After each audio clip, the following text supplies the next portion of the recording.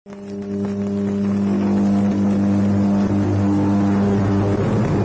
कितना बुरा लगता है ना जब स्विच दबाओ और घर का पंखा या एसी ऑन नहीं हो तो। कारण कि बिजली नहीं है, भले ही वो महज 2-4 मिनट के लिए क्यों ना हो। इतना तो बुरा लग ही जाता है कि आप 2-4 गालियां तो आराम से बिजली कंपनी वालों को दे ही देते हैं, और अगर ज्यादा देर तक नहीं आती तो फोन मिलाते हैं। फिर आपको जो जवाब मिलता है वो शायद ये होता है, पूरे शहर की गई है, थोड़ी देर में आ जाएगी, असुविधा के लिए खेद है। लेकिन दोस्तों, ये जो एक स्विच जितनी दूरी पर हमें इतनी सुविधा पहुंचाने वाली बिजली मिलती है, वो इतनी आसानी से नहीं बनती।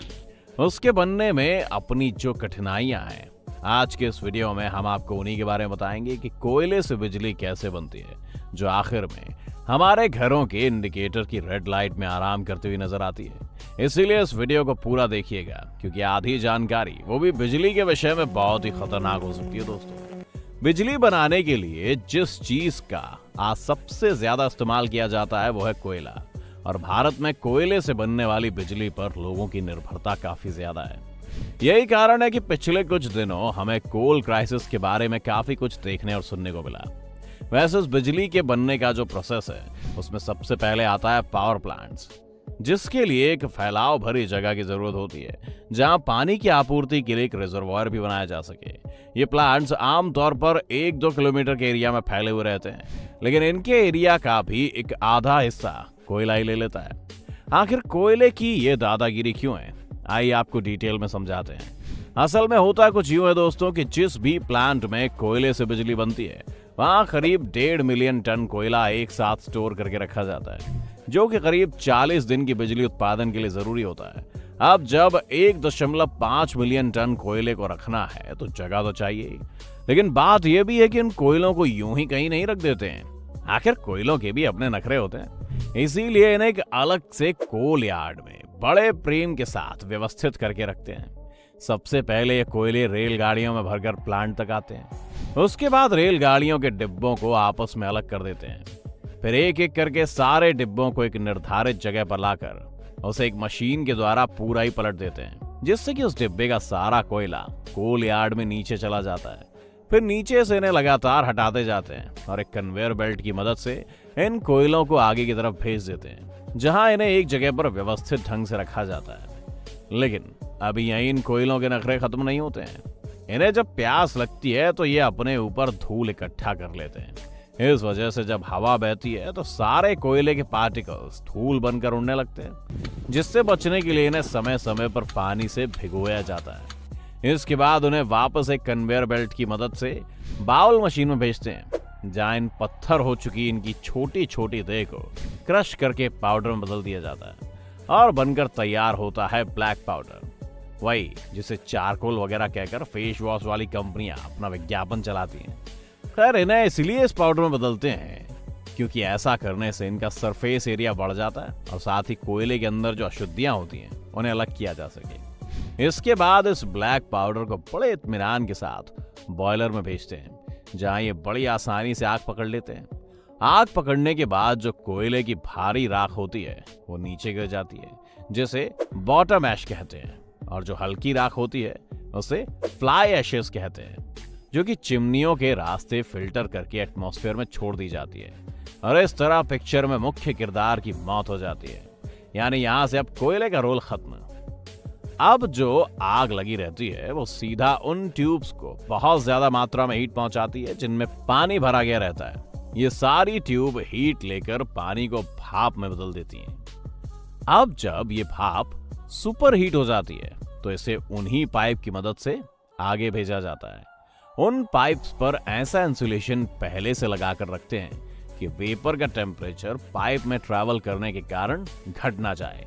अब कहानी में एंट्री होती है कोयले के प्यार की, जिसकी वजह से वो खुद जल गया था। हम बात कर रहे हैं टरबाइन की, जिसे लोग पावर प्लांट्स का हार्ट भी कहते हैं, क्योंकि यही वो एलिमेंट होता है जो आगे हीट और प्रेशर को अपने ऊपर लेकर खुद को रोटेट करवाता है। ये रोटेशन इसीलिए हो पाती है क्योंकि टेम्परेचर बढ़ने के कारण हाई प्रेशर वेपर जैसे ही पाइप से निकलती है तो बहुत तेजी से टरबाइन को हिट करती है। क्योंकि टरबाइन पर हिट करने के बाद भाप ठंडी होने लगती है, इसीलिए जो टरबाइन का पहला पार्ट सबसे पहले भाप के संपर्क में आता है उसे हाई प्रेशर टरबाइन कहते हैं, और जो सबसे आखिरी में इसके संपर्क में आता है उसे लो प्रेशर टरबाइन कहते हैं। अब प्रेशर डिफरेंस के कारण वो टरबाइन रोटेट करना शुरू कर देती है।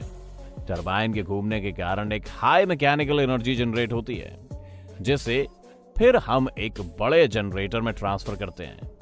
बड़े से जनरेटर में होता कुछ यूं है कि मैकेनिकल पावर के कारण उनके पास जो मैग्नेटिक फील्ड होती है वो डिस्टर्ब हो जाती है, जिस कारण उनमें इलेक्ट्रिसिटी जनरेट होने लगती है, जिसे कहीं स्टोर नहीं करते, बल्कि उसकी जगह उसे स्टेप अप ट्रांसफार्मर की मदद से आगे के सब स्टेशनों पर ट्रांसफर कर देते हैं। स्टेप अप ट्रांसफार्मर का मतलब यह है कि बिजली को हाई वोल्टेज पर सेट करके भेजते हैं, ताकि ट्रैवल के दौरान उसमें पावर का लॉस ना हो।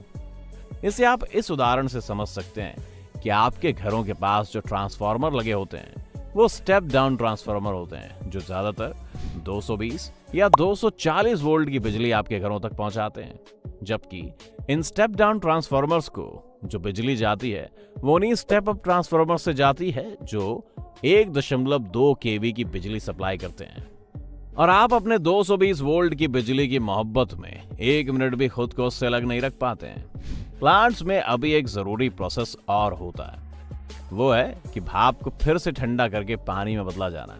इसके लिए कूलिंग टावर अलग से लगे होते हैं जो पानी और भाप को ठंडा करने में काम आते हैं। आपने ऐसे टावर तो देखे ही होंगे, ये सफेद से गोल ऊंचे टावर, जिसे देखकर लोग बिजली प्लांट्स का अंदाजा लगाते हैं।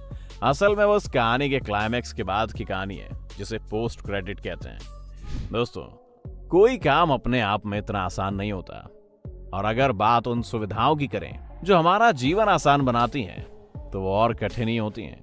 हमने जो पिक्चर की तरह कहानी आपको सुनाई है वो सुनने में तो काफी आसान लगती है, लेकिन इस प्रोसेस को अगर आप कभी करीब से देखेंगे तो शायद आप पाएं कि कितना मुश्किल है इस तरह से कोयले से बिजली बनाना। इस प्रोसेस को जानने के बाद आप कोल क्राइसिस के बारे में क्या सोचते हैं, हमें कमेंट करके जरूर बताएं। अगर आज की वीडियो आपको पसंद आई हो तो इसे लाइक करने के साथ साथ अपने दोस्तों और रिश्तेदारों के साथ शेयर जरूर कर दें। अगर आप ये वीडियो YouTube पर देख रहे हैं तो चैनल को सब्सक्राइब करके बेल आइकन दबा दें, और अगर Facebook पर ये वीडियो देख रहे हैं तो Facebook पेज को जल्दी से लाइक करें। फिलहाल के लिए इतना ही, अभी के लिए दीजिए हमें इजाजत।